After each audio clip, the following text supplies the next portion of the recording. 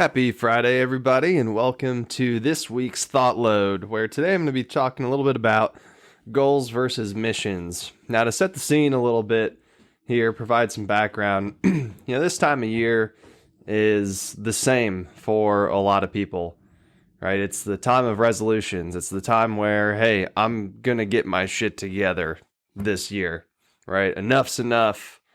Time to make change. And then 2.5 weeks later, we're back to square zero, right? And so I want to ask, if you're one of those people, what can you do to make this year different?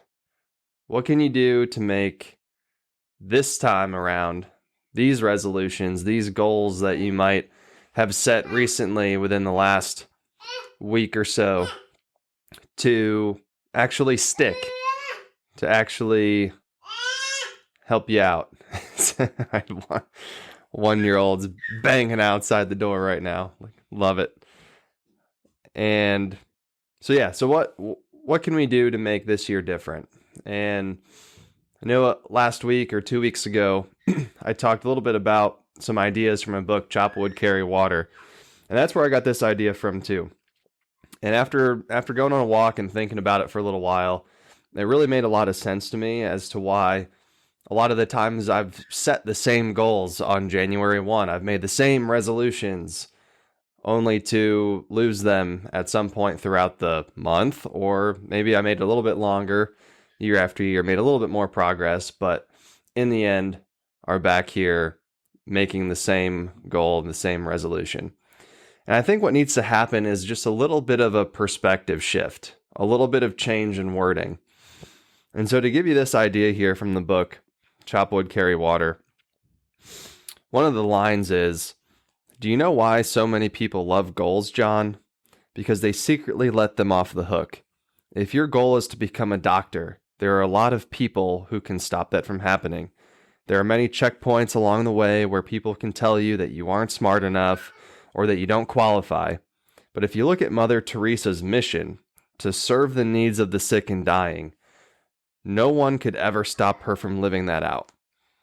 Goals actually allow you to shrink responsibility, but a mission, only the person in the mirror can stop you from living that out."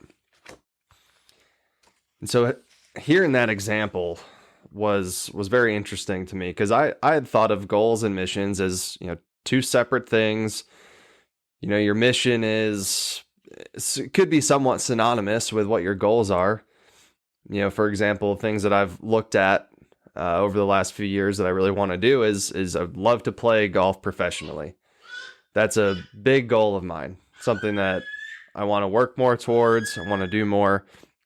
And I'm sure you all have goals that are just like that are really challenging. Some people might tell you you're a little crazy or silly for wanting to do something that lofty, or what they seem as something that is unattainable.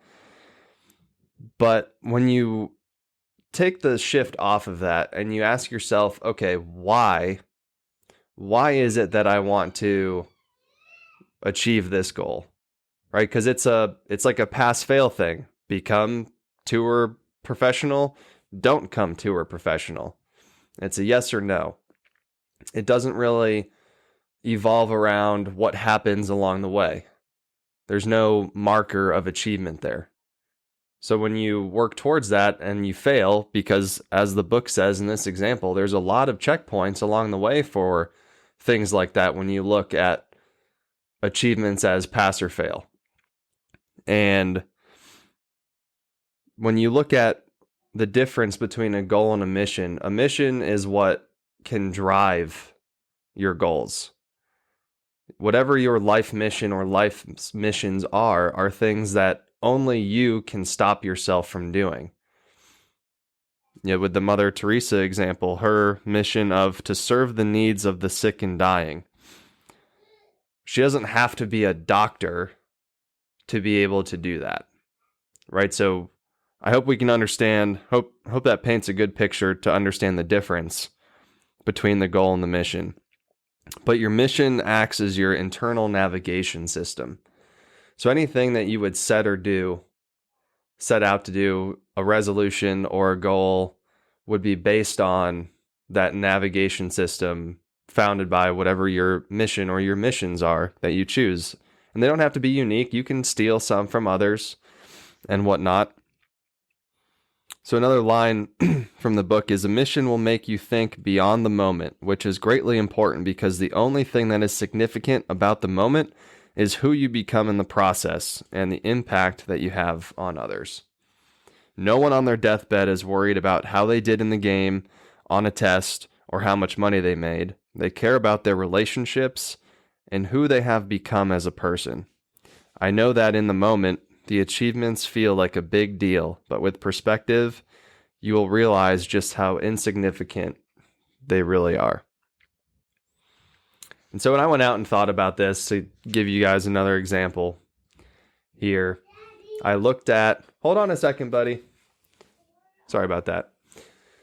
When you look at the difference between there, when I was looking internally at that, there was, hold on, bud. Can I have a few more minutes, please? I got my book. You did? Good. Yeah. Good. You got your books. So when I was looking at the... All right, sorry about that. Had to play a little kid removal system there. Yeah, for those parents out there, sometimes our short amount of free moments or free times rapidly becomes unfree at any given moment. But anyways, so as a personal example, when I was thinking about the difference here between goals and missions, because I've been really focused on the goal, right? What is the pass-fail thing that I can do? And yes, I'm learning to enjoy the process and looking forward to and excited about who I'm becoming in the process of achieving those goals. But again, it's still that, did I succeed or did I fail at the end of the time frame or at the end of the day when you look at and evaluate. And so thinking of missions, I was looking at the different goals that I had and thinking about why exactly do I want to do that? Some of the I shouldn't say pushback, but some of the comments I get from my wife is I'll come home, I'll be excited about something like I will love to open up a food truck or a small eating place because I love to cook and I love to share that experience and have people create magic moments as a result of my food, have a great experience that they can enjoy and share with their family and their loved ones or friends.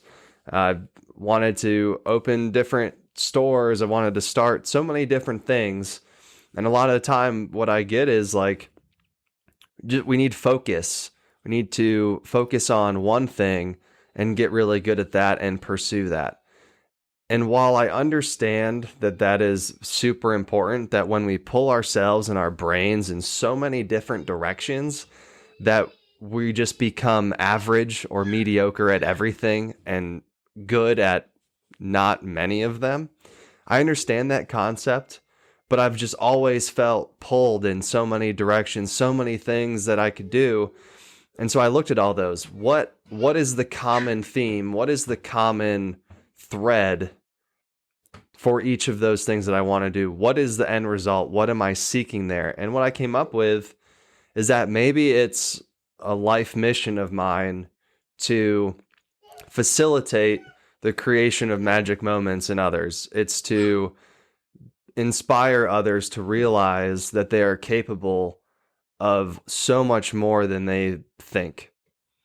And when I look at everything through that lens, as if this is my mission, this is my navigation system, what exactly can I do? Or what exactly are these goals trying to do?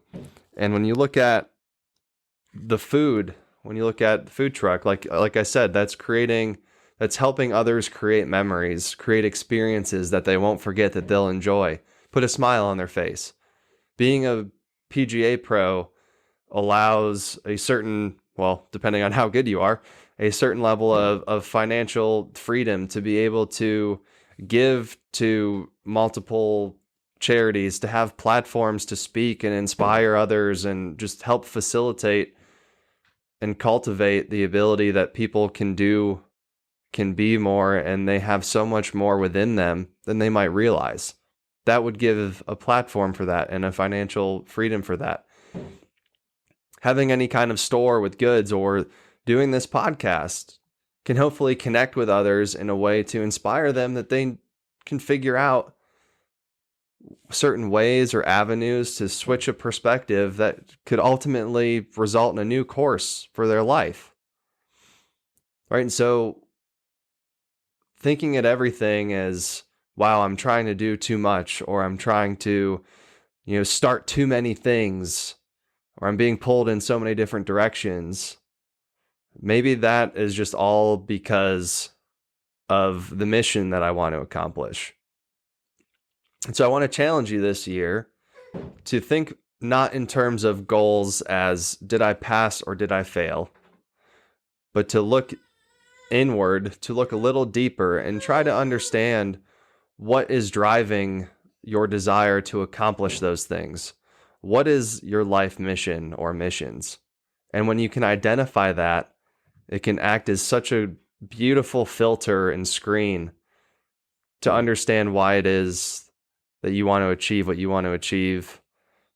Focus on more of who you're becoming in the process than just a, did I win or did I lose? And so to wrap up today, I'll say it one more time. Goals actually allow you to shrink responsibility, but a mission, only the person in the mirror can stop you from living that out. Hope you guys have a great rest of the week and weekend. We'll see you next time on ThoughtLoad, and as always, begin the duel, win the day.